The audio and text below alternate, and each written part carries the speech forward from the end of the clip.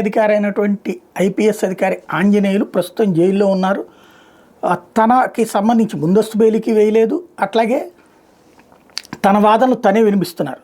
తాజాగా ఆయన తీసుకొచ్చిన ఆర్గ్యుమెంట్ ఏంటంటే, గ్రూప్ 1 పేపర్ని డిజిటల్ మూల్యాంకనం చేయాలని అప్పుడు ఏపీపీఎస్సీ చైర్మన్ ఉదయ్ భాస్కర్ ప్రతిపాదించారు.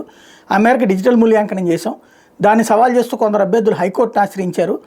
దాంతో మాన్యువల్గా మూల్యాంకనం చేయాలని హైకోర్టు ఆదేశించింది. దీని మీద సుప్రీంకోర్టు ఆశ్రయించడం గురించి కొద్ది రోజుల పాటు తర్జన భర్జన పడ్డాం. కానీ ఉదయ్ భాస్కర్ ఇతర సభ్యులు ఏమాత్రం సహకరించలేదు. ఆ తర్వాత ఇన్ఛార్జ్ చైర్మన్గా నియమితులైనటువంటి రమణారెడ్డి కొద్ది కాలమే పదవిలో ఉన్నారు. ఇంతలో నాకేమో డీజీగా పదోన్నతి లభించింది. నన్ను బదిలీ చేస్తారనే సమాచారంతో పాటు ఏపీపీఎస్సీకి కొత్త చైర్మన్ నియమిస్తారని తెలియడంతో గ్రూప్ 1 పేపర్ల మూల్యాంకనం మీద నేను ఎలాంటి నిర్ణయం తీసుకోలేదు. ఆ తర్వాత ఏపీపీఎస్సీ చైర్మన్ నియమితులైన గౌతమ్ సవాంగ్కి మొత్తం విషయాన్ని వివరించా. మాన్యువల్గానే మూల్యాంకనం చేయిద్దామని ఆయన అన్నారు.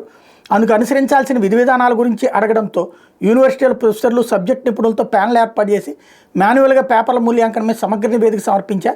ఆ తర్వాత కొద్ది రోజులకే నన్ను డీజీగా మరో విభాగానికి బదిలీ చేశారు. నేను బదిలీ అయిన తర్వాత అప్పటి ఏపీపీఎస్సీ చైర్మన్ గౌతమ్ సవాంగ్ మాన్యువల్గా మూల్యాంకనం చేయించారు. ఆ మూల్యాంకనం ఆధారంగానే ఫలితాలు ప్రకటించారు. వాటి ఆధారంగానే పోస్టింగ్లు కూడా ఇచ్చారు. ఇది వాస్తవం.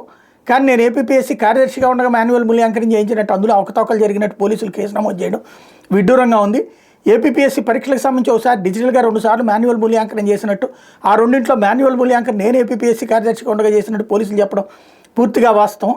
డిజిటల్గా ఒకసారి, మాన్యువల్గా ఒకసారి మాత్రం మూల్యాంకనం చేశారు. మాన్యువల్ మూల్యాంకనం కూడా నేను ఏపీపీఎస్సీ కార్యదర్శిగా బాధ్యతల నుంచి వైదొలిగిన తర్వాతే చేశారు. కామ్సైన్ మీడియా ప్రైవేట్ లిమిటెడ్తో ఏపీపీఎస్సీకి సంబంధించి క్వశ్చన్ బ్యాంకులు, ఇతర కాన్ఫిడెన్షియల్ పనుల కోసమే నిబంధనల మేరకు ఒప్పందం చేసుకున్నాం. అందుకు బిల్లు కూడా చెల్లించాం. వీటిని వక్రీకరిస్తూ మాన్యువల్ మూల్యాంకనం కోసం ఒప్పందం చేసుకున్నట్టు పోలీసులు అభియోగాలు మోపడంలో నిజం లేదని చెప్పుకొచ్చారు.